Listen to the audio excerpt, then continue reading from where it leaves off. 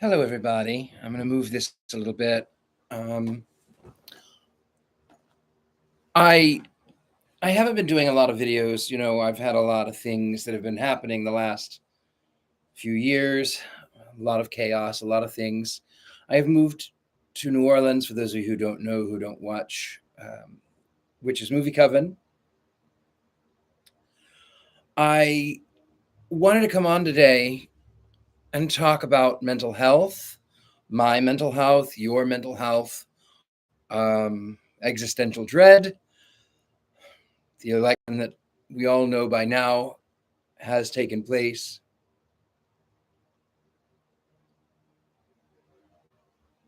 We are no doubt, friends, headed into a very dark place.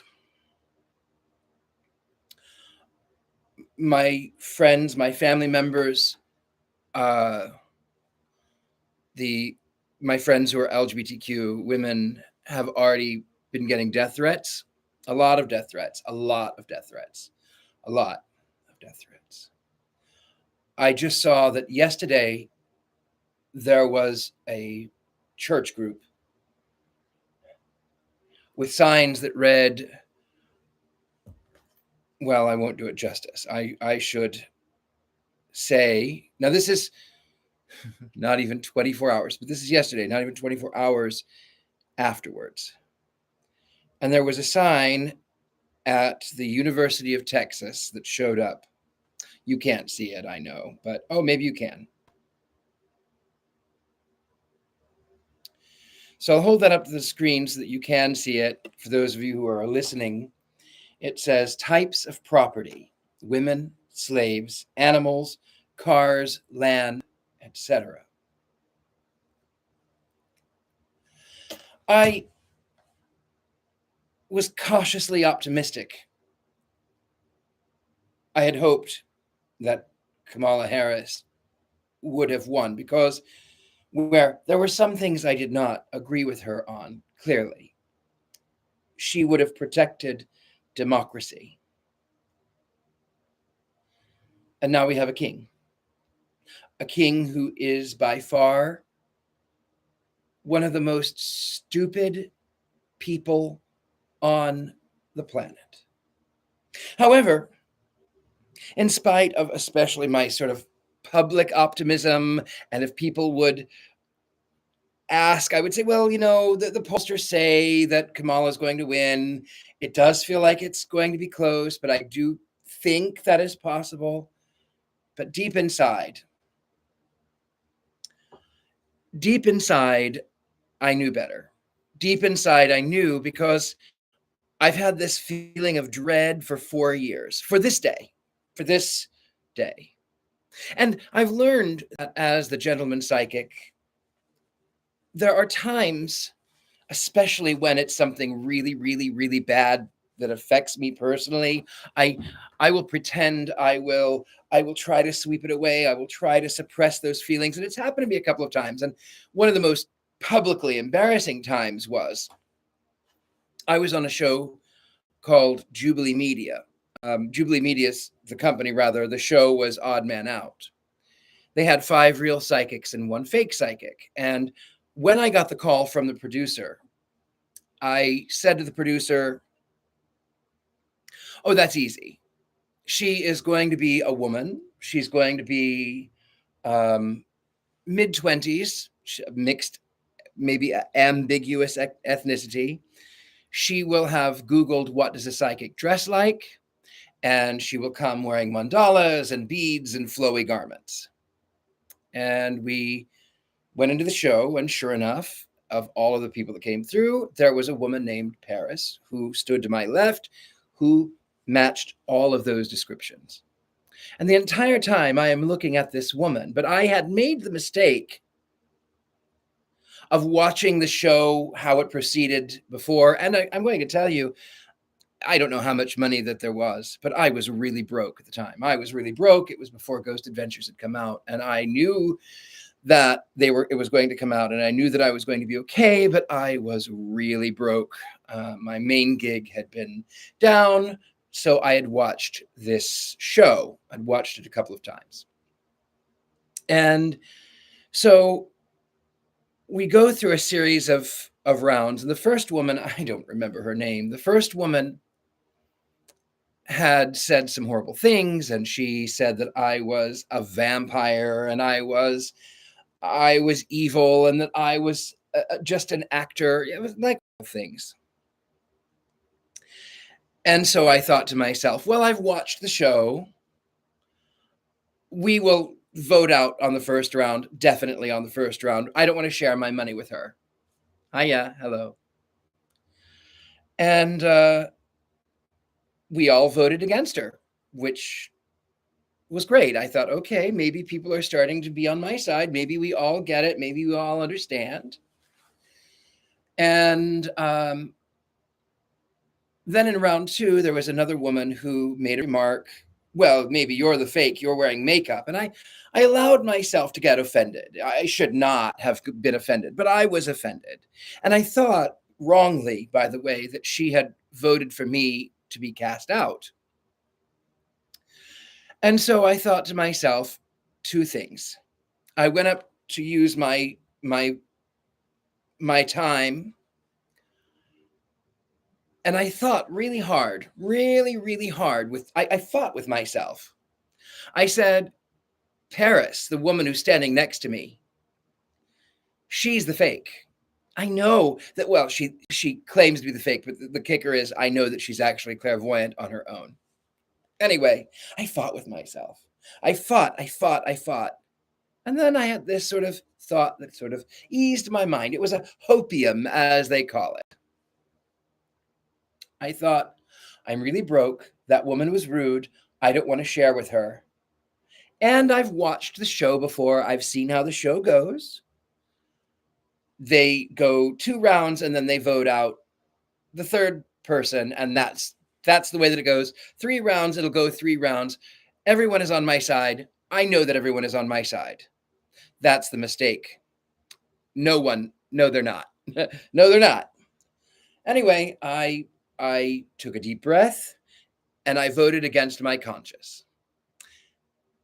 And they asked us if we wanted to keep playing. And I raised my hand because I knew that I was standing next to Paris, who was the fake. And then nobody else. I think there was one other woman that voted to keep playing the game. And I said, no, you were next. I knew you were next. You were next. And then, of course, the internet went into hysterics. Oh, sure, after the fact. Sure, you know. Well, I did. I didn't trust my intuition. It's not the first time. It won't be the last time. There was another time many years ago, long time ago. I was living in San Francisco. I had just come back from Europe, and I auditioned for America's Got Talent. I was a Freddie Mercury impersonator. I was thinner in those days. And I went before the casting directors. They loved me. I sang Queen. Then they said, well, we want you to go in front of the producers. I go in front of the producers. They loved me. You're moving on to round 2. So the next thing they wanted me to do, they said, okay, we love you. We love what you've done. We're going to send you on to the show. We will put you on America's Got Talent. We will put you on that show. And then 3 days before going on, they said, well, Queen's management company won't allow anyone to sing the music of Queen.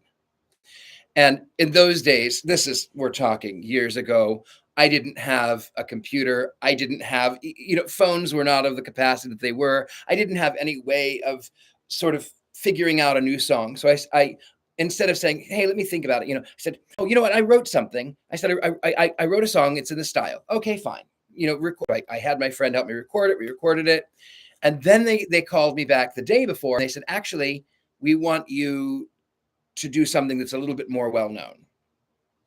So I said, okay, well, how about Jesse's Girl? I hadn't sang Jesse's Girl in years. I hadn't sang Jesse's Girl. Years.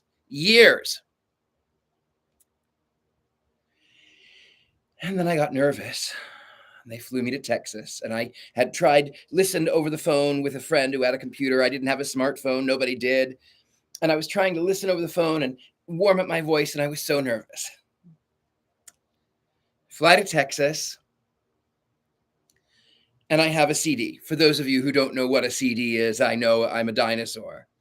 But I had two CDs. I had the music that I had written, and I had the music that they had given me. And something in my head said to me, hand them your CD. And then this invasive thought made its way right in. And it said to me, no, they'll edit you out, play by their rules, it'll be okay. And I took a deep breath and I handed them their music. Before I could even open my mouth to sing one note, a man in the front row jumped up and started booing me. And I was nervous. And then Pierce, what's his name? I don't know, Pierce. He buzzed me out and I couldn't sing over the buzzer. And then it was Howie Mandel. And then I don't remember who was all in the show. I think there was one other person, but then there was Sharon Osbourne. And Sharon was so sweet. All of the rest of them were really kind of rude to me. Sharon was so sweet. She said, sweetie, I love you. You are so lovely. You have no idea how much I love you. You are so lovely. And I knew Freddie and I loved Freddie. And he would say to me, you're a tart, darling. And I would smile and say, or he would smile and say, oh, no, you're the tart, darling. And we'd laugh and say, oh, we're the tarts, darling. She said, but sweetie, the voice isn't there. Maybe come back another time, but the voice is not there. And I said to her, Sharon, you are right. I am ill prepared. And that is no one's fault but my own. I wasn't going to say to them, oh, by the way, I only had a day and a half to prepare. I wasn't going to say that. Fast forward even more recently, after I left Los Angeles, I met someone online on Instagram, and he wrote me and said, I like your aesthetic, I like your style. And I said, okay, what do you want, basically? What do you want from me? Well, as we started talking, he said to me, you would love the house I just bought in Pennsylvania. And sure I did. I did. 100% I did. It's my dream house. It still is. He says to me, hey, you ought to come and pay me a visit. And I said, okay, I will do that. I will pay you a visit.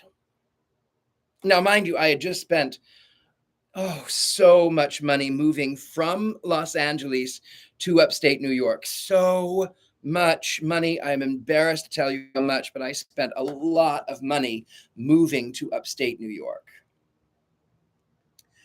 So I went for a visit, and he says, you ought to move here. The universe, it has given you everything you've ever wanted but this, and here I am. I want you to have this. I want you to have. And I said, I really like you a lot, and I love the house. But you are going to screw me over in 30 days. 30 days is all you're going to give me. No, I would never, he said. No, I would never do that. I have other homes. I would never put you out. He said, listen, the universe has given you everything. You've been on television. You've traveled the world. This is the only thing, and I want you to have it. And I said, okay, all right. You convinced me, but it feels like 30 days. Never, he kept saying, never. So I spend a lot of money and I move in with him. He goes back to his main house in another state. He wanted me to use some of my, at the time, Ghost Adventure celebrity status to put his house in the worldview as a haunted location. And The first 2 weeks was great. He went back to his other house in another state, and his friend, seeing that I was there, who was friends with his ex and wanted them to get back together, said, "Who's that weirdo in your house? He's demonic, and I work with angels. And I certainly wouldn't have that demonic man in my house. You know they're going to burn your house down. I wouldn't let that demonic man anywhere near my house." 30 days later, from the day I moved in, 30 days to the hour on the nose, get out, get out, middle of the night, to the hour on the nose. And I had to spend a lot more money moving back to New York, to Long Island, where I have wonderful friends who were so good to come in and rescue me. And they gave me respite. They gave me a place to stay. And I have nothing but kind things to say of them. I did not want to be wrong. I wanted to be wrong. I beg your pardon. I wanted to be wrong in these situations. I wanted a happier outcome. I was wrong. With this recent election, this is the point I'm getting to. With this recent election, I've known for 4 years, I have known and I have dreaded that day for 4 long years. 4 long years. And I said to my friends in New York, I said to them, right after he was defeated in 2020, he'll be back. He'll be back in 24 and he will win. No, he has a low approval rating. No, there's no way. No, it won't happen. And so I was nauseously optimistic, and I thought, surely we have moved on.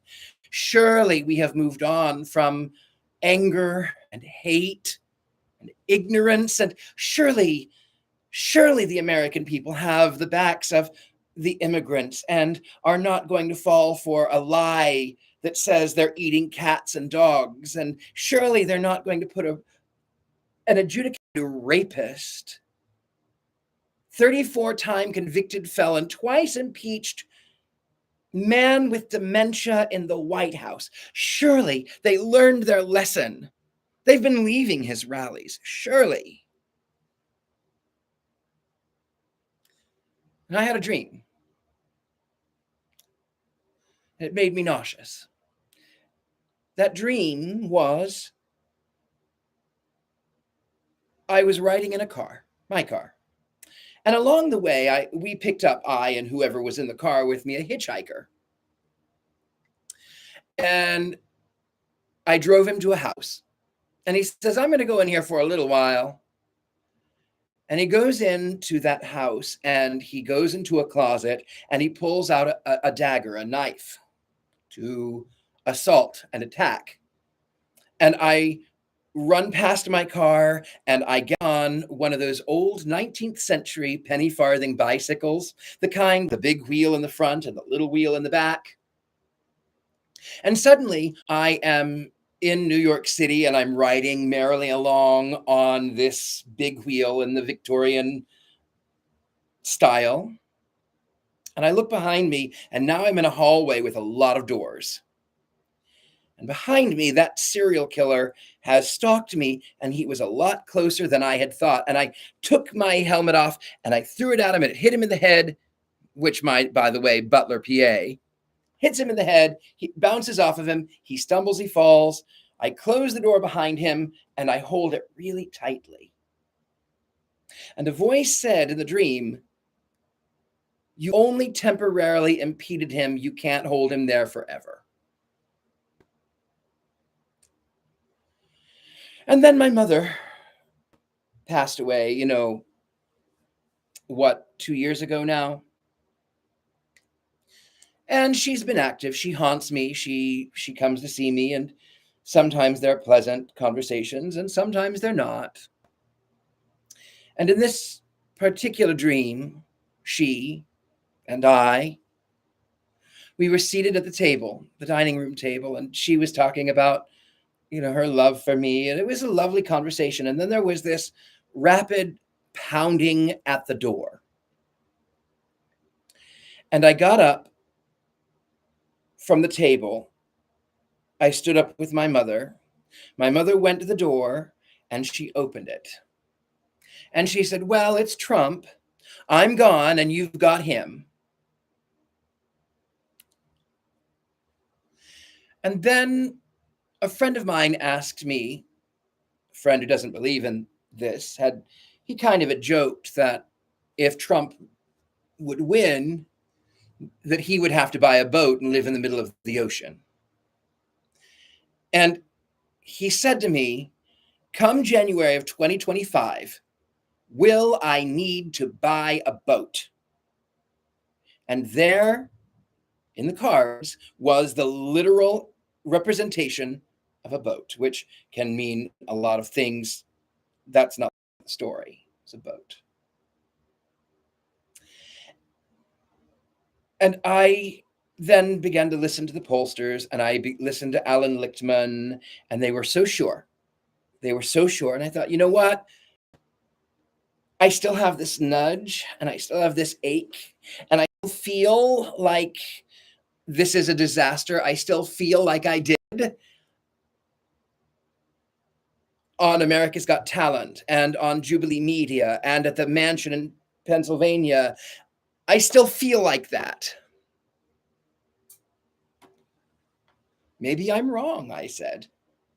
Maybe I'm wrong.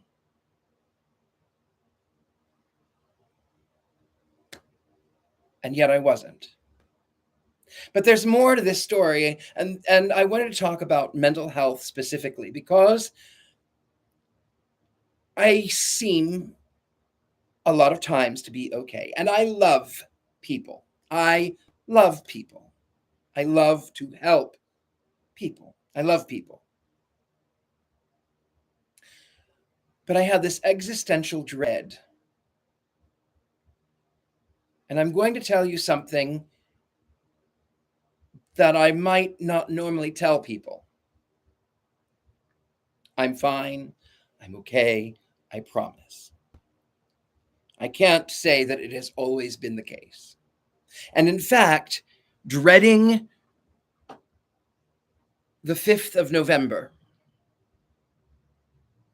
for as long as I had for 4 years, and specifically in the last year, I had intentions. I had planned it. I had thought it out. I had figured what I wanted. And if self-harm may trigger you, I'm going to warn you now. So if you need to click away, that's perfectly acceptable. I obviously didn't harm myself, and I will not harm myself. I am not okay. Nobody is okay. We're not going to be okay. But I'm not going to harm myself. That said, I had thought of 1,000 ways to die in the West.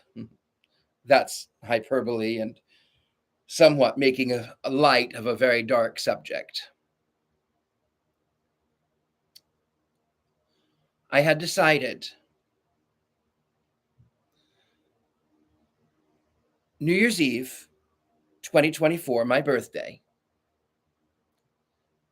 I had decided that I would get in my car, Mr. Satan, and my car would find itself in the bottom of a bayou.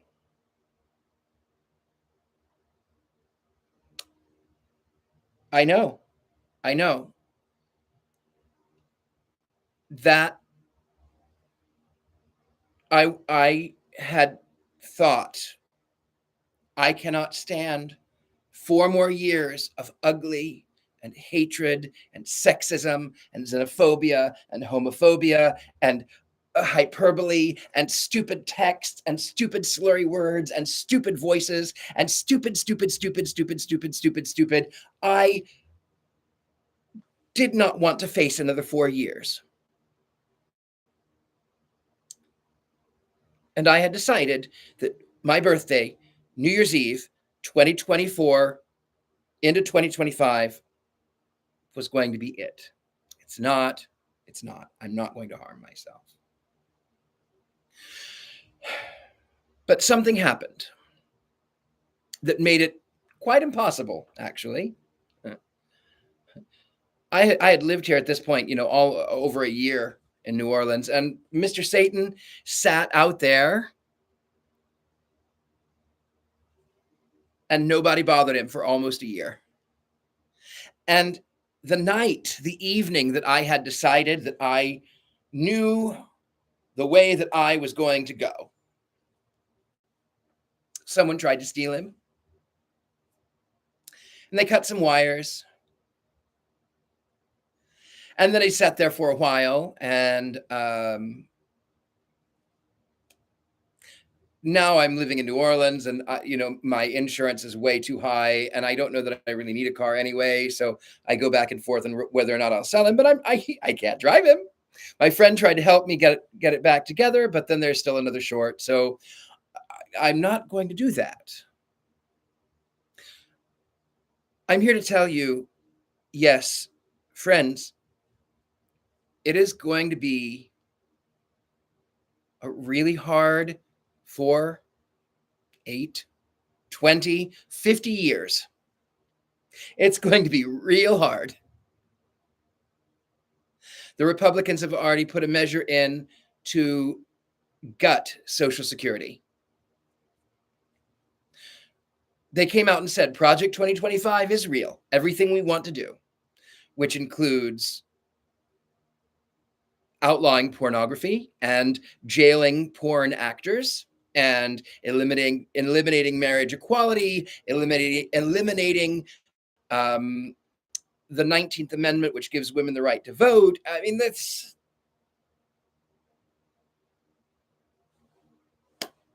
we are in for a hard time. And this is the way that I see it. This is the way that I feel. So of course they're going to go after the trans. They're going to put abortions all across the board. There is even getting, even through the mail, if you were to do that, is going to be banned. It's all going to be, they will jail doctors who help, and women are dying. Women will die. A lot of women will die. They will remove marriage equality. They intend on getting rid of vaccines, which is weird. And then they carte blanche to poison the water and poison the air. And the tariffs are going to make everything much more expensive. And they're going to deport our immigrants who do.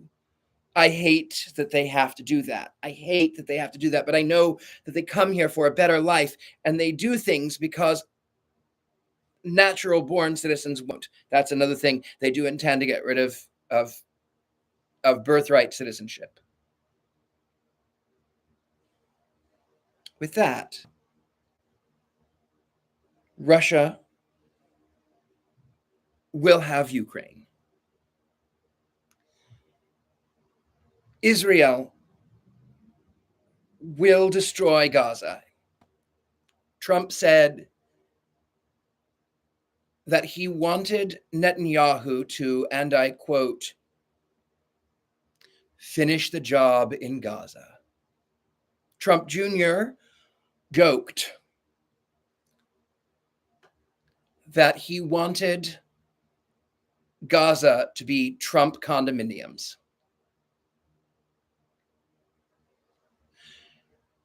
Billionaires were giving away money to prevent Kamala Harris from becoming president because they knew.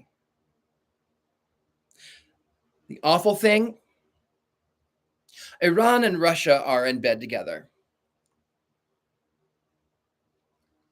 Iran and Russia will then, after the defeat and fall of Ukraine, will attack Israel, who at that point had destroyed, decimated Palestine. I hope I'm wrong. I don't think I am.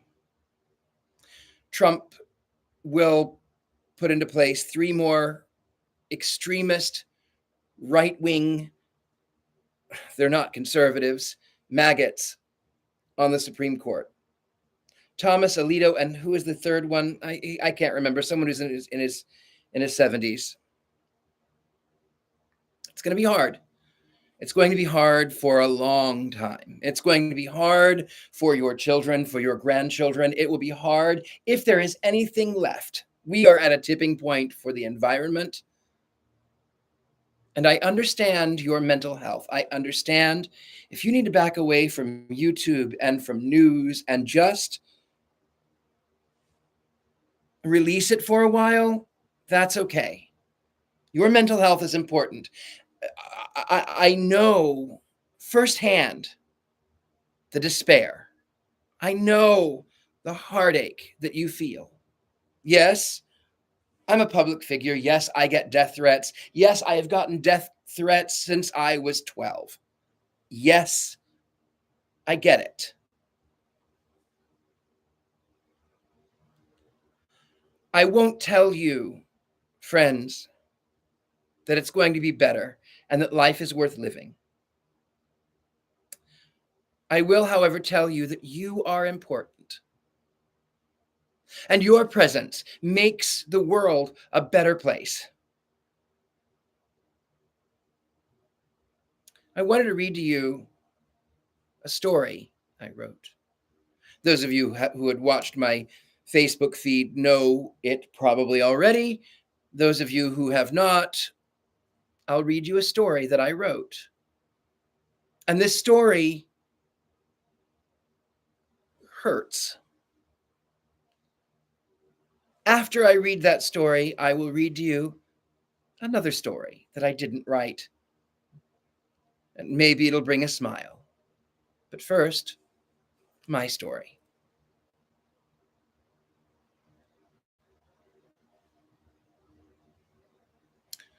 The White Rabbit. Once upon a time, there existed the most beautiful and lush garden. It was diverse, and in its diversity, it was beautiful.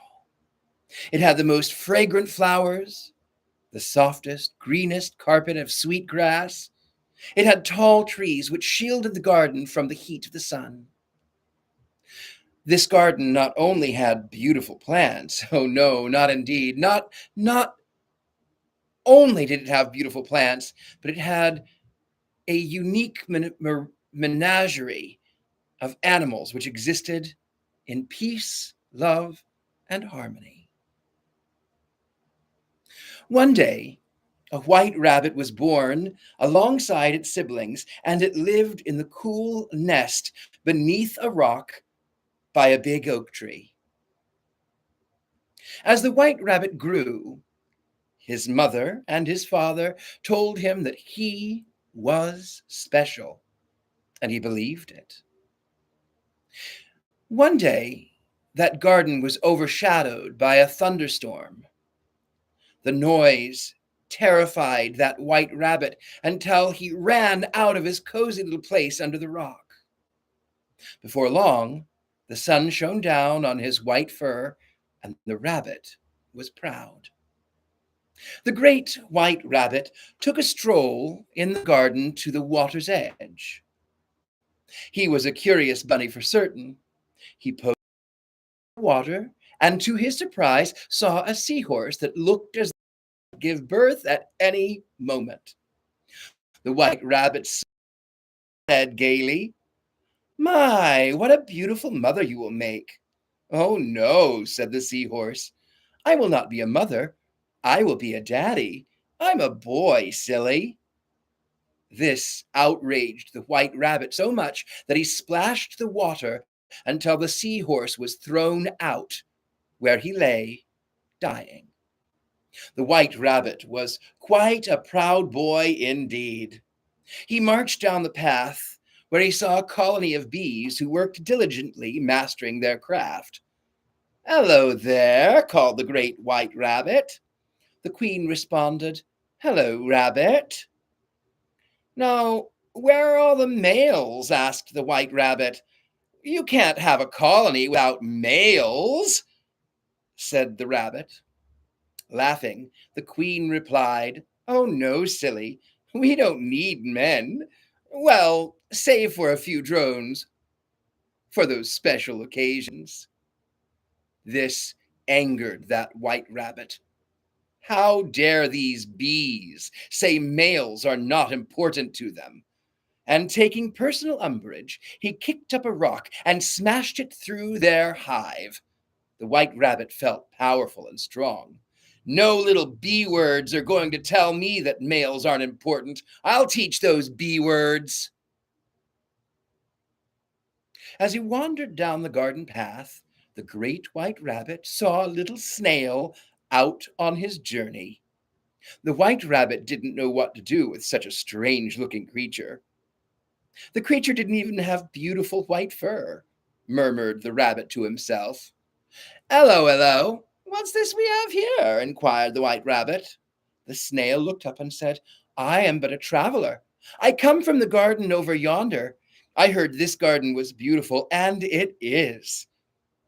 "What's that on your back?" asked the rabbit. "This?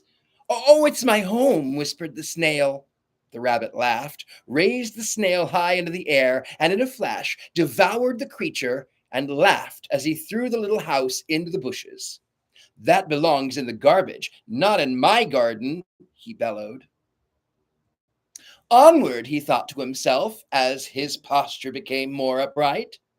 "I really am quite special, you know." He uttered this under his breath, and he felt quite smug. Then he was suddenly distracted. Something had caught his eye. Over in the corner of the garden, minding their own business, were a couple of blue jays. They were happily cleaning themselves in a fountain, and suddenly the white rabbit was filled with rage that he had never known possible. "Blue jay replace us," he uttered half under his breath, and then, as he neared the fountain, he repeated it louder and louder and louder, and yet again louder. Before long, it became a chant. "Blue jays will not replace us. Blue jays will not replace us. Blue jays will not replace us." Before long, he was enraged and picked up a stick and chased those blue jays away. By now, the great white rabbit was feeling pretty proud of himself and feeling rather invincible, I might add. At the top of the hill, he encountered a creature that was not too dissimilar from him. There stood a brown jackrabbit. "Ah, look at that tough guy. I'll show him. I'll bring him to heel," shouted the white rabbit. And as he approached that jackrabbit, well, that jackrabbit wasn't having it. In a flash, the jackrabbit knocked down the white rabbit, and the white rabbit tumbled backwards, falling, and landed with a splash into a dirty mud puddle. What creatures that did remain giggled and snickered and laughed to see such a silly rabbit. The rabbit felt humiliated. This feeling burned inside of him, and he didn't know how to speak about such humiliation. Then, as that white rabbit shaking himself off from the mud, hears a raspy voice. Looking up, there was a tall banana tree. And high in the top of that tree was a big orange orangutan. The slid down on a golden banana leaf and said, "We can make a deal. I make all the best deals. Look at you. What you need to do is grab him by the pineapple." The orange orangutan was a really good liar. And he told the white rabbit that he was the victim, that these creatures had taken his garden from him. He told the White Rabbit that the other creatures were to blame for all of their troubles, and that he was right to distrust them, and not only to distrust them, but they needed to be shown a lesson. Then, with a sick smirk, the orange orangutan said to the White Rabbit, "Go get your friends and family, get those that look like you, and we will take the garden back. We will make this garden great again." And the White Rabbit did as he was told. He went back to his little den, and he told them about the snail, the blue jays, and the seahorse, and the bees, and the words of that orange orangutan.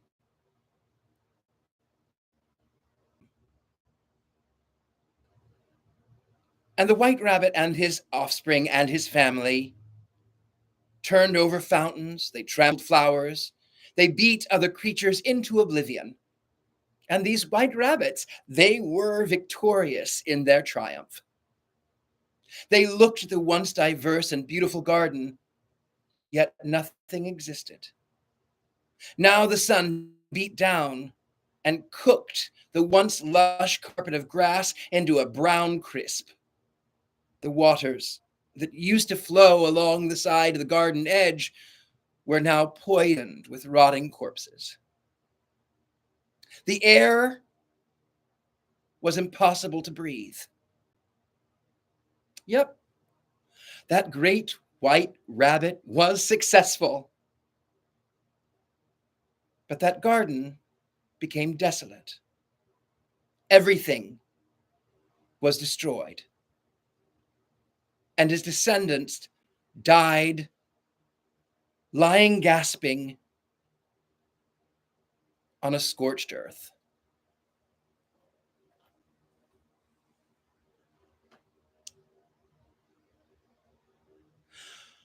I don't vote Democratic because their policies. I'm sorry that we have to play the lesser of two evils. The Republicans, you see, have been playing this long game since Nixon was first defeated by John F. Kennedy. And then when Nixon came back and was impeached, they played the long game. They wanted Reagan. They thought he was going to deliver. They wanted George Herbert Walker Bush, George H. Bush. They thought he was going to deliver. He failed. They thought George W. Bush was going to be the one, and he failed.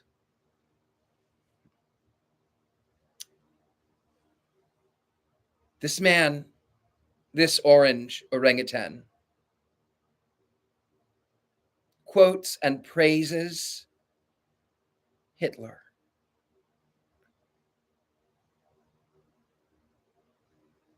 And yet there was nothing so evil, so ugly, so vile that would prevent these people from worshiping at his feet.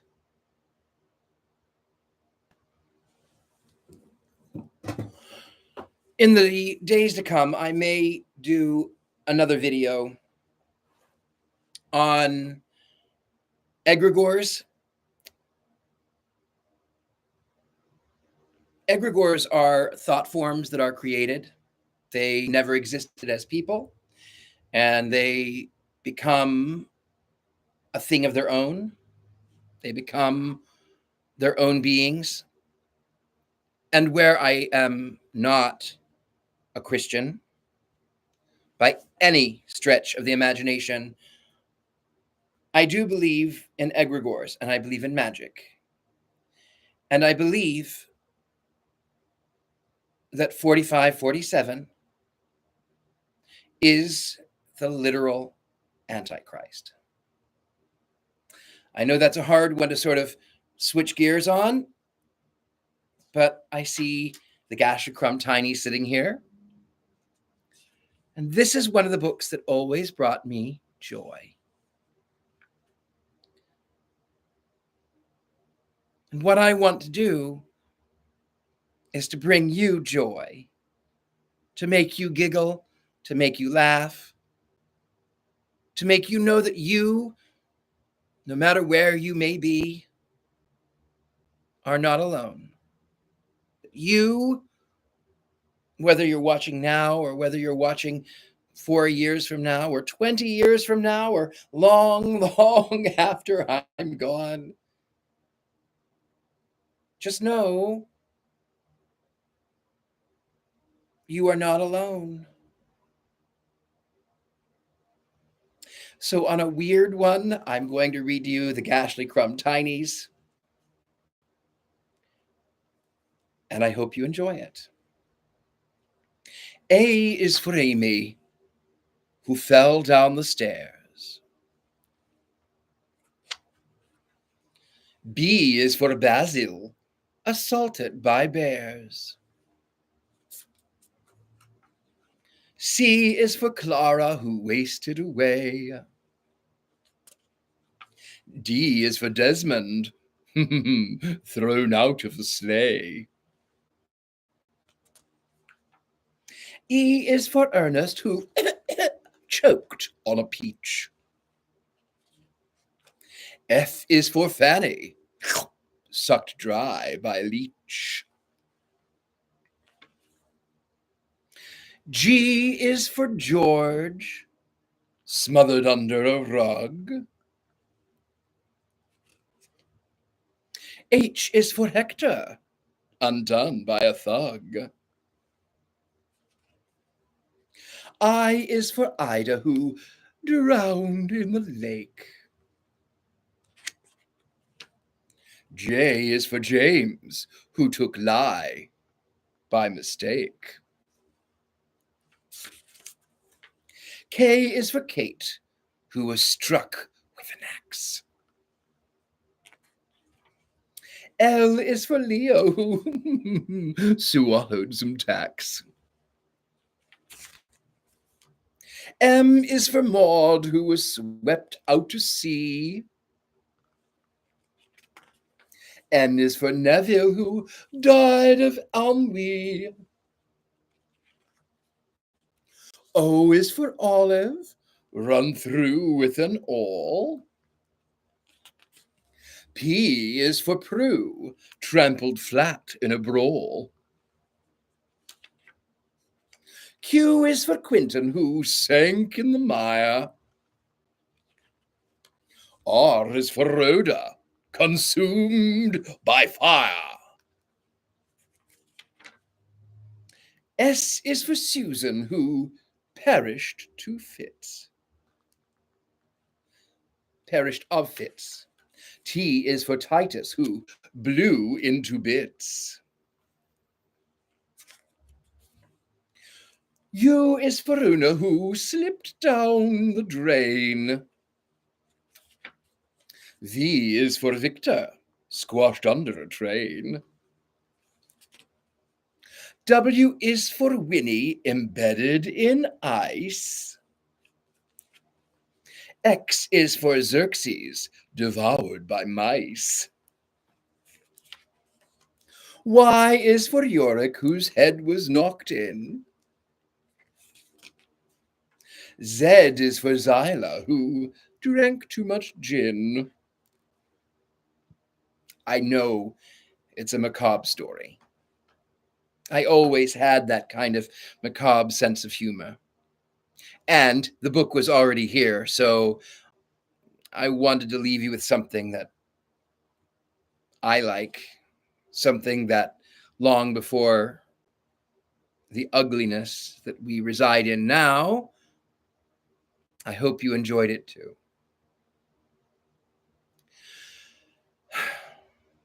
With that, my friends, my loved ones, maybe I should read some of these things and see what we have here. Cat Furry, hey, my friend, I'm always here. If you need me, thank you. Love to you all from WMC. Survivor going through survivor's guilt. Understandable, dear. Pinata Samrael, heart emoji, Fire Crystal, hi, Richard Lale, sending love, love to you. Oceanus, my love, hello. Fire Crystal said that show turned you on to me. Thank you so much. Sweet Ciara 95, hello, Richard Lale. Christy Cartwright, so happy to see you. I have missed you. Cooper Central Avenue, I'm here. I'm so happy to catch you live. Hi, everyone. Oceanus, nobody puts baby in a corner. Witch from the North, message restricted. Retracted. That was retracted. Thank goodness I didn't. Yes, thank you so much. Lauren Morgan Richards. He will likely be a lame duck and golf the whole time, letting others determine our fate. Yes, you're right. Please stay strong, everyone. Democracy does not die. Stay strong, my friend. John Maxwell says, I've been watching you for the past couple of days. Thank you so much, my friend. You are always in my heart and thoughts. The feeling is mutual.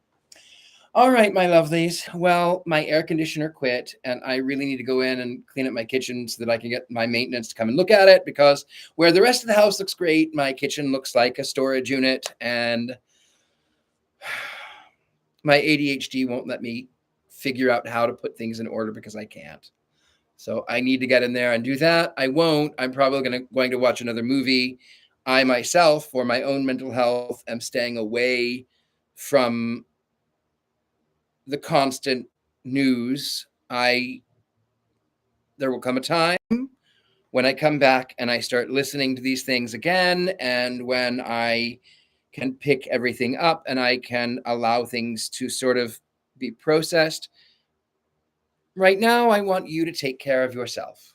Right now, I want you to know that I understand you. You have a safe space with me. You can always, always talk to me. You can always, always send me a message. If I'm busy, I'll let you know, but you can always send me a message. If I have a moment, I will respond. I can't promise it's going to get better, but I can promise that the world is better because of you. And with that, take care of one another. Love yourself. I'll see you next time.